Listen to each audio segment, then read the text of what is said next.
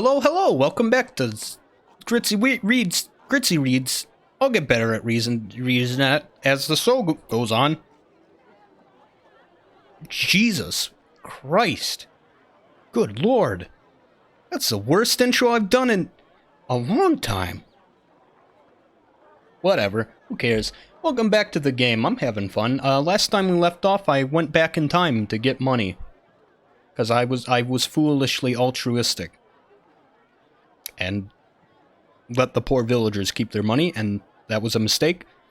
So I time travel because I'm fantasy Doctor Who over here. Boo woo woo woo woo doo doo. Let's play the game. Of course, if you were scared of a town like Cantapani, there's hope to survive in Kakabad proper. There's where we were. You follow the path into town. The round huts are made of hard-baked, bright clay, and the roofs are thinly thatched. As you pass, eyes appear in dark doorways, tracking your every move. For a moment, it seems like this will be all you see of the town's inhabitants. But then, a villager approaches you from one of the dwellings and blocks your path. Look at him. Halt, stranger. I want to buy equipment. There we go. That is the option I was looking for the last time, which I couldn't find because I'm a big dummy. I want to buy equipment. He grunts, but he grunts, but you can see that he is pleased. With emotion, he encourages you to follow through the large hut. I'll drink more of my coffee. I gotta stay up all night anyway, so I don't mind how late it is.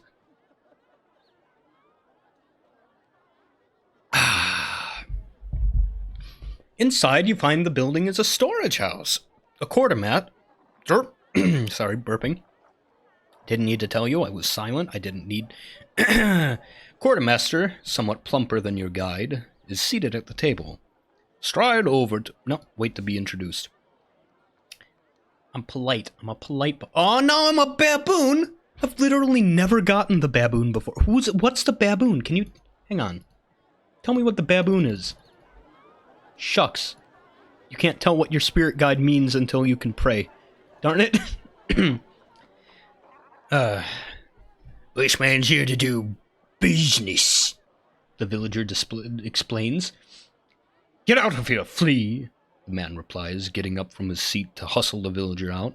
He then turns to you with a smile and beckons you to sit. Greetings, stranger, he purrs. Shall I show you my wares? Please. The man wags a finger. Wait here. He disappears from a moment into a side room. Search the room. Oh, good. Now I'm a monkey. I think the monkey is like... Okay, so I think the ape is the wise, thoughtful one. The monkey is a variation on the ape. He's wise, thoughtful, and witty. I don't know what the baboon is, but I imagine it's some kind of intelligence one.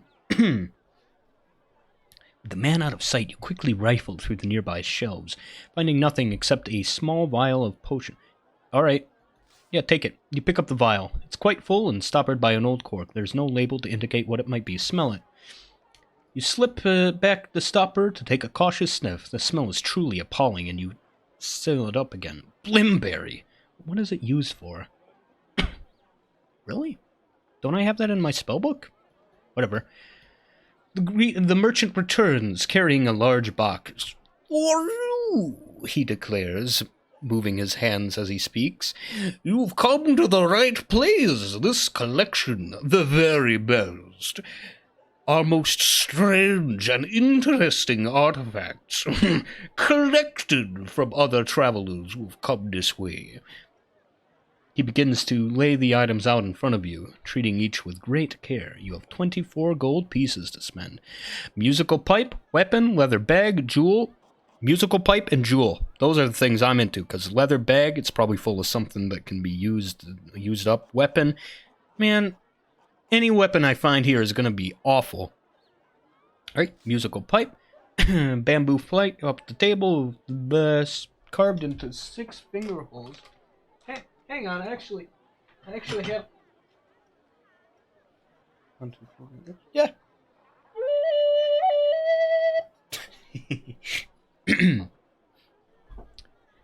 yeah. 3 gold pieces. The merchant said, I can't promise you that it has any magic, but it may well cheer you up at night. Play it. Toodly-doo.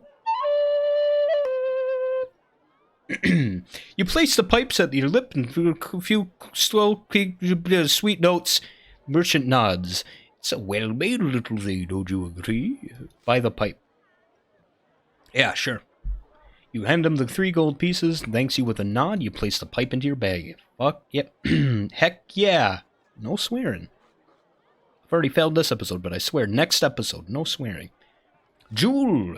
You reach for the large jewel in the center of the box. Please, he says, it's too valuable to allow you to handle. 10 gold pieces. I have no use for valuable things. Oh, I'm a baboon again. I have a long road still to travel. Of course, the merchant says. For a moment he looks as if he might offer you a discount, but then he thinks better of it. Very good. Oh, no, wait, let me look at the jewel. Hang on. It's fine. It's easy options as long as I'm not being,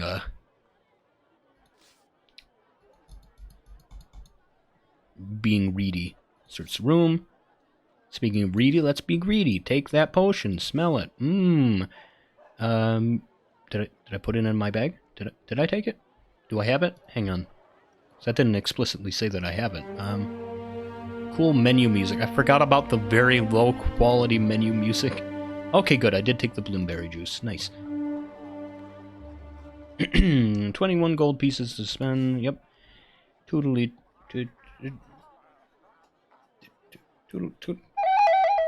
Play it. Buy the pipe. Okay, let me look at that jewel.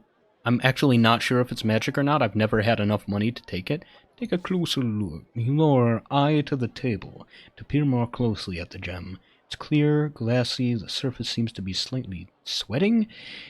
If it's worth as much as you might hope, it might be useful for bargaining, or you can keep it for yourself. Dragon's tails, the merchant says, but you've never heard of such a thing before. No, I will not take it. Very wise, I'm sure. Back to be introduced. Please. Search room. Take it. Now, you're probably wondering why I went back. It's because I want to be a baboon. That was me playing the flute again. Jewel. I have no use for valuable things. There we go. Now I'm a baboon again. Nay. You may keep the rest. Thank you, you declare. I've seen events enough. The merchant nods his head. Please, do visit again. That voice wasn't silly enough. You get to your feet. Leave merchant just outside the doorway in the sunshine. You pause to examine what you have acquired. Move on out of the village. You head out of Cantapani with long paths and Chanatanti. I don't have any food. I didn't get a chance to go to the tavern. Passing by the outlying huts, you feel strangely uneasy. Hissings from within and sly faces disappearing from doorways make you feel decidedly unwelcome. Then, at the edge of the town, you pass a large boulder. And at once 2 rough-cut villagers spring out with their swords drawn. Bandits. 2 against 1, the first declares. You're lost, calls the other. So hand over your belongings. Come on. See? It's the 2 dudes that I murdered last episode. Reason with them. I don't want any trouble, you declared. The first edges forward. Yep, defend myself. But this time, I have sorcery. My favorite spell in the game. Jig. Cause lively dancing. Flute, yeah?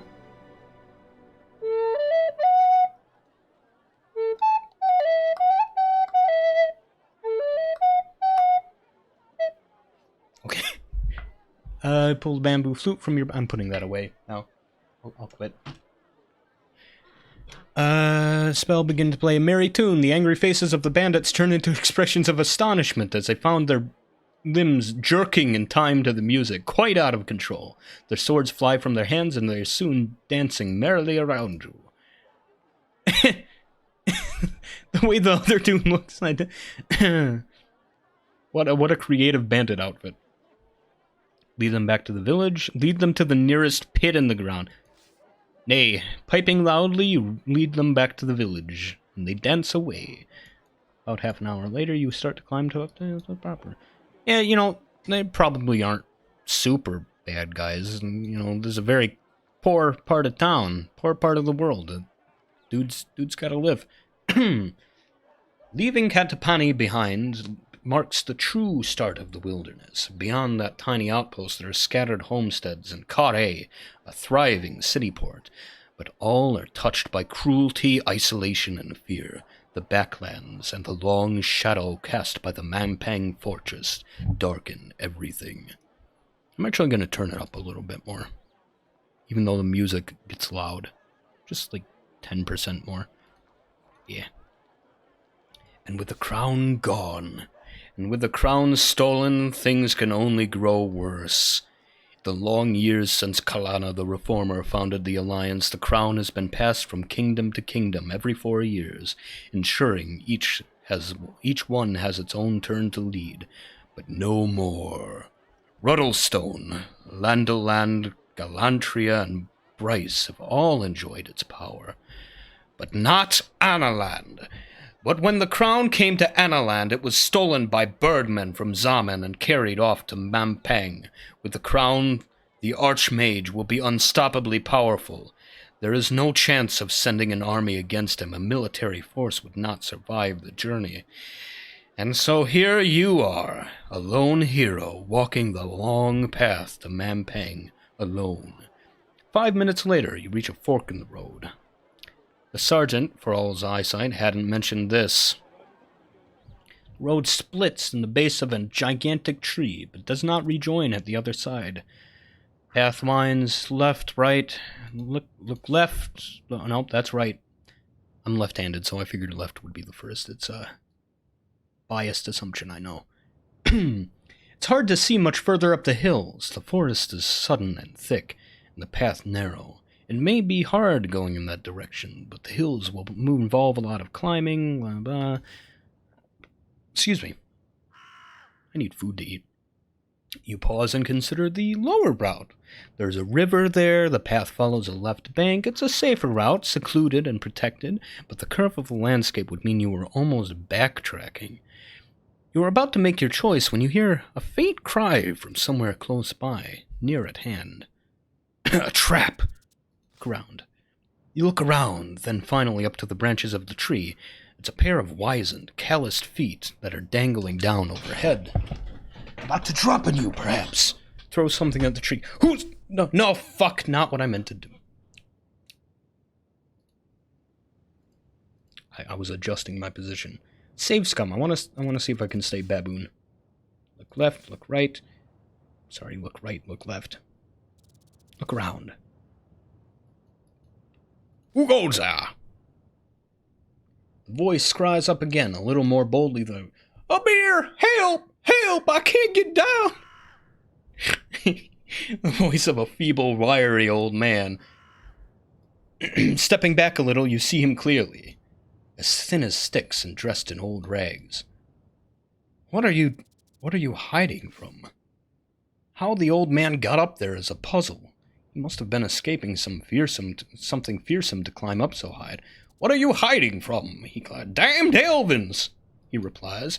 I were traveling from Dumpers to the outpost settlement in Netherland, but I were waylaid by them Elvins. Robbed me blind, all but took me eyes, and left me up in the tree. I keep getting older, you see. We all do, but some worse than others. Climbed up here, now I'm too old to get down.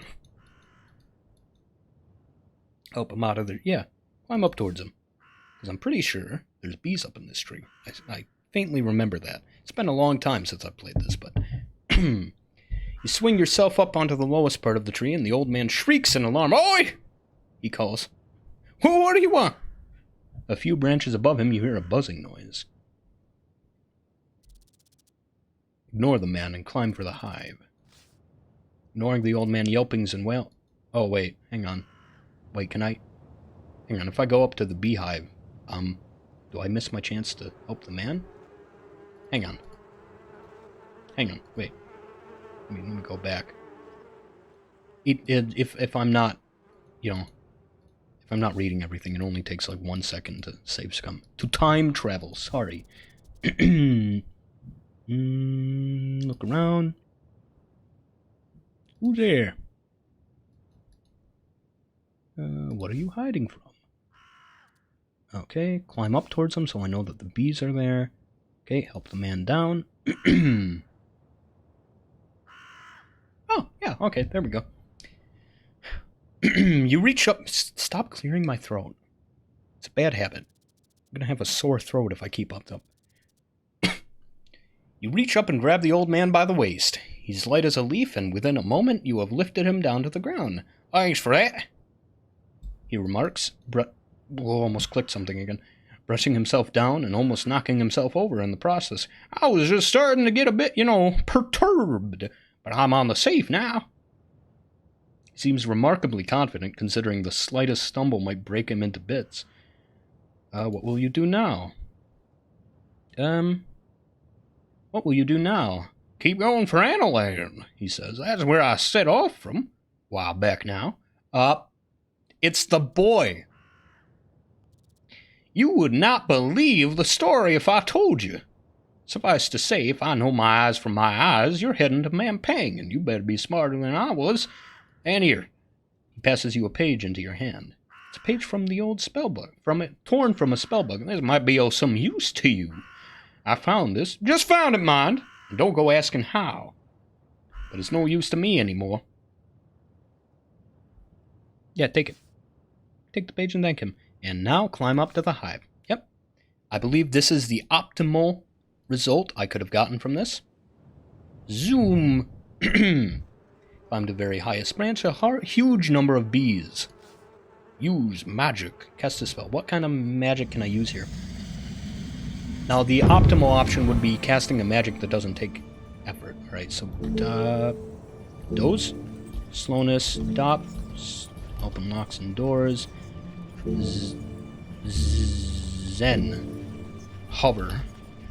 I don't have the option for big. Yeah, you know what? Grow in size, sure. You cast the spell, swelling quickly to 3 times your normal size. The bees swarm angrily around, but you can barely feel their stings as you reach into the tree to pluck the hive like an apple. Cracking it open, you extract a rich honeycomb and a lump of beeswax, which you roll up into a ball. Beeswax is useful for spells, I think. Goodness me, the old man remarks. Wish I'd had that back when them elvins were after me. That would have shown them.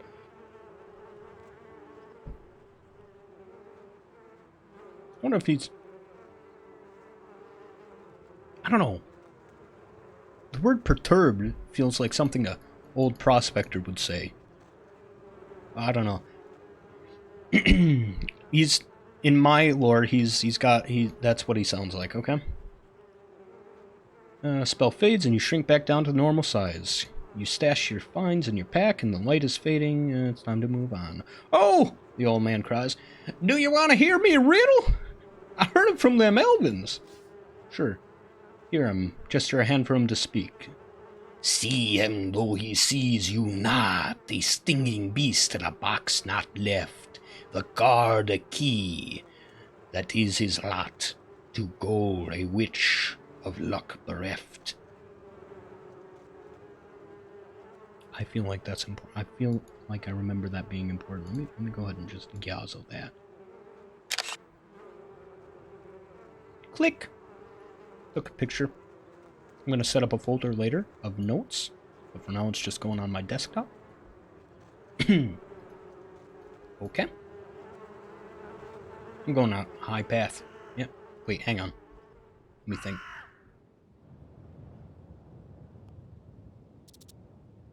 Over here, mines. Yeah. Cristatanti. Yeah, alright. I think the path I'm going to take is the Shanker mines? Shanker mines?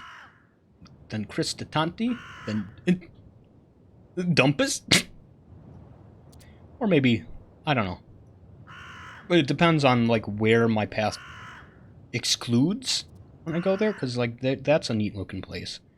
The idea is to achieve as much as possible in your adventure. So you want to make sure that you hit as many locations as possible. Okay. The high route seems most secure. In a valley, you can barely be observed from above and led astray, but in the hills, you can go whichever way you choose. Of course, when night falls, it may be cold and exposed up on the slopes. But no matter, this journey was never destined to be easy. You begin the climb, letting the old man's jabbering fade away. The path winds upwards into the hill, into the cover of the wood. The afternoon sun glints through the trees and plays tricks on your eyes. Every so often you catch a glimpse of some strange-shaped animal or other watching you, only to find that it's the silhouette of branches and leaves caught at an odd angle. After an hour's walk, you're starting to feel hungry. Yeah, stop and eat right here. Eat that honey. You clamber to the top of a low stone dolmen, and then sit atop and pull out the sugary honeycomb to eat while admiring the view down the hillside through a break in the trees. You feel better after your rest. It's a cute little place. Time to move on. You stand and put on your pack, on which you had been sitting to prevent the creatures from getting in, or from any of your things falling out. Alright, I'm stumbling over my words. That means I need more coffee. Alright, well, when I picked up my glass, my hand was shaking, so maybe I didn't need more coffee. Will never learn my lesson. The climb continues, the path twisting this way and that. The air grows cold and the sun flickers on the horizon, then sets, making it hard to see your way. But the moon is full, and when the twilight is done, it will be a bright night once more. They camp, keep walking. Alright, you know what? Again, the goal is to get maximum adventure, so I'll go ahead and make camp. But to tire yourself on the first day would be inauspicious. You settle down to make a camp for the night in a natural shelter provided by the roots of three gigantic intertwined trees. That's a nice looking place for a camp. Cool, dude. Nice choice. Your backpack will serve as a pillow and your cloak for a blanket. You lay yourself out on the ground and quickly fall asleep. The moon is full, and in the sky, when you open your eyes, you feel warm and cozy, as you did before, as if wrapped in a gigantic blanket. There's then a pain in your leg. Slowly you realize what's happening. A giant bat has settled on your chest and is feeding on your leg. Cast spell? I mean, I kind of want to kill it. Let's just see. Lowercase m, Mage. Protect from magic. Big... maybe. Jig. Alright, Jig, sure. Jig? You raise the spell and play a sweet tune on the bamboo flag. The bat begins to, I don't know, I want it. I want to see if I can harvest some meat from it. I can't remember this encounter, so I kill the bat? Yeah, kill the bat. There we go. Let's see if I can do this without any stamina. Oh, hello. Yeah, definitely. Just probably 5 works just fine. Oh. You draw your sword and slowly, carefully, hoping not to disturb the creature. Oh. You draw your sword slowly and carefully, hoping not to disturb the creature before you can run it through. But no such luck. It leaps back in alarm. The bat's great wings buffet at your face, making it hard to see. You slash out at the creature, hoping to cut off its wings as it flutters out of reach. You do not harm the giant bat. Creatures... what do you mean I don't harm the giant bat? Whatever. The creature's eyes glow a great, fierce, maddening red. Alright, just, 5 probably. That seems like more than it can muster. Nice attack, dude. Dummy. After another chance follows, pushing off the tree behind, you thrust forward and overpowering the bat's wings. The bat is flying erratically now. 3.8. Yeah, dead bat. Eat the bat. Creature is now afraid. Swinging up from a low crouch, you aim for the beast's heart. The bat falls to the ground and the lights in its eyes grows dark. The bat is dead. You toss its carcass into the woods. Oh. Well, I guess if I don't get to harvest its carcass, I'm just gonna go ahead and jig it. Get jiggy with it. Yep. I want to try solving as many problems with magic as I can, because a friend of mine who played this before told me that, that's how I know that getting a bunch of flawless fights and stuff is how you get better at fighting. It doesn't seem like it tracks that sort of thing, but it does. Same with magic. If you do more magic than anything else, like if you use magic at every possible opportunity, you get better at it. Once again, the crown fills your dreams. Only now, instead of being hidden away in Mampang Fortress by the Archmage, you see it on the head of the burly villager of Katapani. Anyone can wear the crown, he declares to you, but wearing the crown, you are no longer just anyone. Then he points a finger at you that seems to crackle with energy, and you find yourself drawn towards him, commanded to do his bidding. Suddenly, you are surrounded by angry bees. You are walking towards a crack in the ground, which seems to swallow you whole. You stumble at its edge, about to fall. Okay. Weird dream? I'm not sure I would call it a nightmare. The second day of your journey begins in the morning cool. Still halfway between sleeping and waking, you feel the presence of your spirit, the gorilla, close nearby. Its form has changed since you left Analand, just as you have changed, but is still walking beside you. In the temple, they taught you that the prayer to your spirit could... tutorial. You feel yourself getting accustomed to the fetid air of these hills. You have now ascended several hundred feet and can expect excellent progress by the end of the day. As you crest the brow of the hill, you see something that makes you stop in your track. To your left is the clearing, top, heads on poles. Look at the heads. Heads are of all kinds and ages. Inclusive heads on spikes. Some are recently fixed, while others have decayed and are nothing but skulls and... I got hiccups. There are human heads, goblin heads, one or two heads of creatures you don't recognize. All have sewn-up eyes and mouths. A large X is painted on a rock nearby and is obviously intended as a warning for you not to venture any further. But ahead, the road forks left and right, and you cannot be sure which path... I'm going for that mine, boy! I'm going to get that mine. Climb continues up the next hill for several hours, until you're not far from the top. Then a faint sound of bustling activities reaches you. Tramping feet, grunting voices, and the clanking of metal against rock. There's something up ahead, hidden by ancient trees that line these slopes. Follow the sound. You leave the path and continue through the woods. A short distance onwards, you hide behind a tree and survey the clearing. A number of goblins are in the clearing, working at the mouth of an open gate. They trudge in and out of the opening, carrying large bowls in their arms, piled with glistening rocks and dull metallic nuggets. Neat. You stay hidden, getting a sense of the scale of their operations. There's at least 30 goblins inside the cave, each coming in and out every few minutes with a new pile of stones. Then there are other goblins working in the clearing with hammers, smashing the rocks into small pieces, extracting metals from inside and loading them up into carts, then finally pushing them down the cart's wide tracks. Yes. Sure. It's quite some operation, but not without its weaknesses. There are too many goblins to create any kind of distraction, but they move away into the trees quite often, and sometimes the cave is left completely unguarded. Yeah, slip inside. Sure. No, nothing can go wrong. You creep closer, moving around the side of the hill nearer to the entrance to the cave. Then, when all is quiet, you seize your chance and race across the field.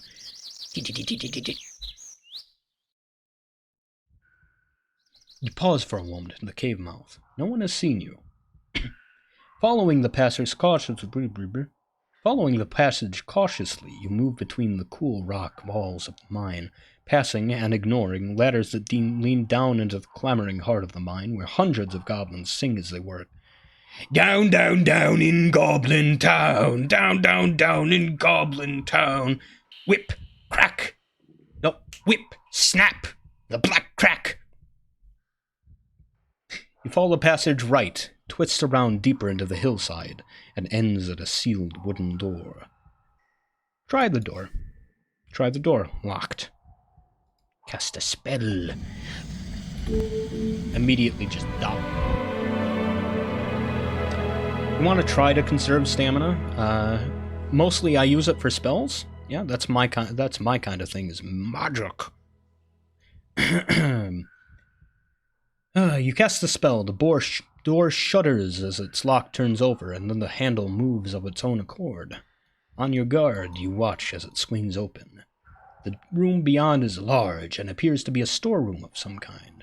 In one corner is a pile of black rocks, and more rocks are held in a bucket nearby. They flicker with dull, glistening light.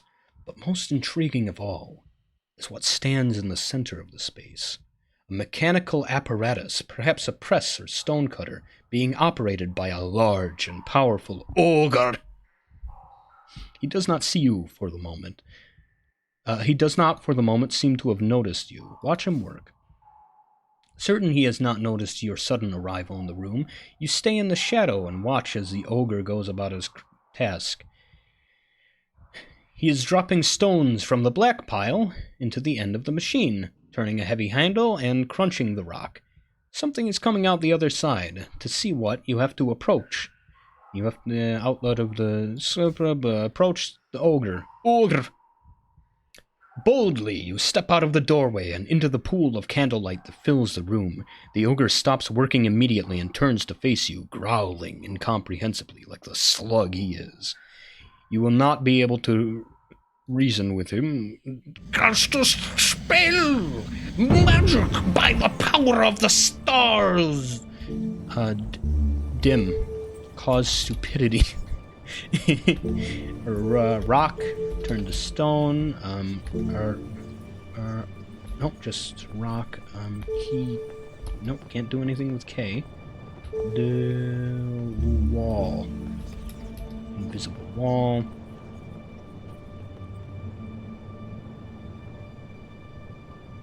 Be the walk. The shield. Is that all? Just, alright, I'll try dim.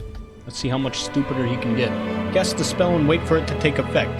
The ogre lunges, but then stops, shaking its head and looking at you, and then itself with a puzzled expression. It had the opposite effect. Instead, he has become aware that he is an ogre. He takes a step forward, then back, thoroughly confused. Now kill it! That should even the odds a little bit. Probably 4 will be able to overpower her regardless of what he does. Yeah. The ogre stomps towards you, stumbling and shuffling, but still huge and fearsome. It swings its hammer, almost throwing it right at you. You try to seize the advantage with a deep lunge for the creature's heart, as it tries its hardest to swat you like a fly with its enormous hammer. It staggers against the cave wall, cautious but angry. It stomps the rock with its heel, growling. Another 4. Yeah. Just keep going for 4s. I should probably be able to kill him. You strike again, moving swiftly for its heart, as the ogre swings for your head. Hey, it's got the same strategy I use in Dwarf Fortress. The ogre stumbles when suddenly crashing into the machine, which almost buckles under its weight. Another 4. I should be able to go for another one after that. If I can't, I should still be able to overpower him. You lunge forward again. Moving quickly, you go for a straight lunge for his eye. The ogre stomps and batters the ground. The ogre howls in rage and fear. It is a dumb creature, and it cannot understand what is happening to it. Oh, that makes me feel bad. Its deep-set stupid eyes follow your movements, not wanting to take a risk. Just another 3, and he's dead. You strike again. Moving efficiently, you thrust for his chest, then swing again. Your sword cleaves into the ogre's side, and gurgles unhappily as he slumps onto the floor. You breathe a sigh of relief. You are still alive. While the dying ogre heaves his last breath, you investigate the machine. Try out the machine. Going over to the enormous machine, you try cranking its handle to see what happens, but you simply do not have the strength to make it move. Following the tubes and chutes of the machine, you discover a large gem, an emerald about the size of your fist. It should be good for trade, around the value of 10 gold pieces. You put it into your bag, search the table, you look through the heaps of rocks on the table, if any catch your eye, but they all seem fairly ordinary. Search the contents of the rooms. Yeah, we're looting, baby! Looting! Do a careful sweep. After a few minutes, you come across a soot-covered something or other. Wiping it with your tunic, it's a second large gem. Alright. Nice. 2 gems. Deeper into the mines. The passageway continues until you find a large stone-cut door blocking your way. For a mine, this place seems well built up. Perhaps it will serve as a camp if war comes. Ooh. That's not good. Ominous. Try the door handle. You try the door, and it opens. In the room beyond is dirty with soot from the mines. So it would be almost... So it could be a pit filled with the night itself, with crystals in the rocks for stars. There we go. It's a good thing I'm ending this soon, right? Starting to lose cohesion. In the far wall, you can just make out another door leading deeper into the mines. But in the middle of the room is a table with a large and filthy goblin sitting. He raises his head as you enter and smells the air. Perhaps he is almost blind from so long underground. "You smell strange, intruder," he challenges. "You're not permitted here." Draw my sword and see what he says. You draw your sword in reply. The goblin rises to his feet. In his hand he holds a large stone club. "Cast a spell, of course. Magic time." Like I said, gotta use magic at every opportunity. Tell. Read minds. I mean, neat, but... zap. Lightning. Razzle dazzle. Oh, sharpened blade. Yeah. T. Tell. Zap. I guess zap.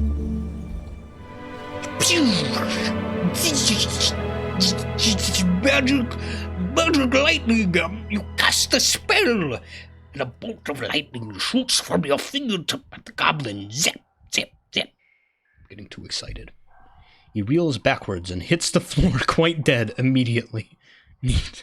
With the goblin defeated, there is nothing to stop you from moving further into the mine. Search the room first. You search the room quickly. Before you move on, you quickly scour the corners of the dark room. I want to make a grilled cheese sandwich. That sounds nice. That's what I'm going to do after all the coffee that I consume during a recording session makes me so hungry. Corner of the dark room, in case there's any gold or weapons lying around. You find nothing until you search the goblin himself. He's wearing a silver key on a chain around his neck. Yep. Cool key. Zoop, zoop, zoop, zoop. Boop. Why am I hearing a heartbeat? It is the heart of the earth. Pitch black passageway. Cast a spell, obviously. Who do you think I am? A plebeian? Far? See the future. Oh yeah, right. I remembered. You should use a danger spell here, right? Suspicious. Sus. That wasn't even slang when this came out.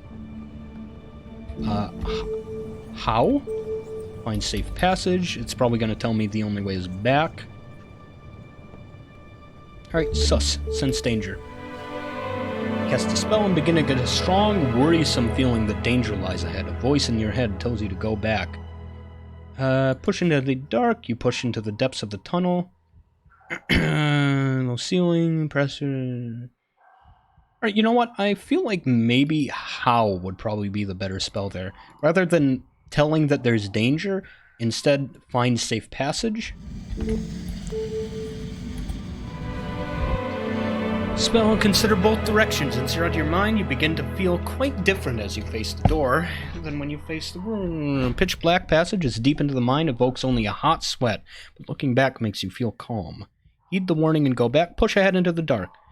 Dust falls from the ceiling. Your hand moves over the precarious wooden beams that hold the... is it a trap? Or... Then you stumble, foot catching a support, and the support cracks. A piece of rock the size of your head tumbles through a gap in the ceiling, narrowly missing your skull. A rain of stone and dust follows. Turn and run for the door. Push on. I got my house spell. I'm confident. You are gripped by an insane idea, racing into the darkness of an unknown mine as the only exit is sealed off behind you. Do it! Crashing shaft behind you lends you speed. Then suddenly your foot fails to touch the ground. I'm falling! You begin to drop. There can be only moments. Cast a spell! Who do you think I am? Oh, well, I could cast Zen if I had a... whatchamacallit? Fall. Float in air. That sounds pretty useful. Sus? Sense danger? Alright. Probably just fall. That's the obvious choice. Jabbercadabra! Cast the spell, your fall is broken instantly. You float gently to the ground. Wizardry. Float down in style. Yeah. Pick yourself up and look around. You're at the base of a deep shaft. It's hard to be sure how far you've fallen, but the top is darkness. Still, it's not pitch black down here. A chink of light penetrates from somewhere far away. A crack nearby? Or a tunnel mouth leading way off? You cannot tell. Start walking. Calmly and without delay... Ooh, gonna end the episode soon. Calmly and without delay, you start to walk towards the point of light. It gets stronger, but slowly. Oh, it gets larger, but slowly, and your hopes lift with every step. It's definitely a way out. You can see the sky beyond. Your hands are running along the tunnel walls as you keep straight. Then the ceiling comes down and you crawl for a few feet. Then you freeze. Your hand is resting on something furry. Grasp it. See, because I already know it's safe. You reach out with a thinking that whatever it is, it's at least small. Your grip closes on the thing. It's not warm. That's a good sign. And it squishes easily, as if the bones had been turned to jelly. You pull it closer to yourself and realize you're holding a pair of fur boots. Nice. Climb out. Yeah. Style. The climb out of... I'm leaning back now if my voice sounds different. The climb out of the cave takes several hours, but it is worth it. It's worth every moment when you emerge into the cool, fresh air once more. You have escaped with your life. Take a moment to examine the boots. You turn the boots over in your hands. You recognize its fur. It's borin skin. They will be very useful if you head through snowy climates. It's time to get moving. Further on, the path climbs up a low hill covered with thick bushes and shrubs that snag at your clothing. Halfway up, you hear a sound, twigs breaking. Freeze! You freeze as a large creature the size of a bear emerges in front of you. It's black. It has black and white fur and a long, bushy tail behind. It growls menacingly. It's some kind of skunk bear. Prepare to attack! You will not be able to avoid a confrontation. Oh, it is actually a skunk bear. The creature is a skunk bear, and when it raises its tail, it releases a nauseating odor. The smell hangs around, and it's terrible. Chicken. No? 6? No. Sap. Uppercase P. Cause depression. Nope. Nap. That requires a pendulum. Nap, probably law, but that's the obvious choice, and it takes so much stamina. Sap. Oh, you launch the spell, a snarl on the face of the creature turns into a glum growler. It's coming at you, but it's only half-heartedly swiping its claws. Alright, just probably go for, like, what, a 4? Yeah. That is... What? That is not the proportions of a bear. That's like a fucking... That's a man in a skunk bear costume doing martial arts. The miserable creature has 2 main weapons, its long claws and its terrible smell. You thrust your sword in front of you, hoping to skewer the monster. But... Sorry, I'm trying to adjust. The skunk bear is not interested in a fight. It stops and it bats with its claws, hoping to knock you away your blade. It moans and whines, standing up on its hind legs. Probably go for like a 5. Off! I'm gonna try again after that. Drops to all 4s and roars moodily. Get him. Oof. Drops its weight and growls weakly. The smell of fear, perhaps. Nah, I'm gonna try again. I don't want to lose any stamina. Right, probably go for like a 5, yeah? Oh, oof. Waste of stamina. Right? Moans and whines, standing on its hind legs. Yep, give me a good old 6. Yeah, groans and growls, rearing up to full height.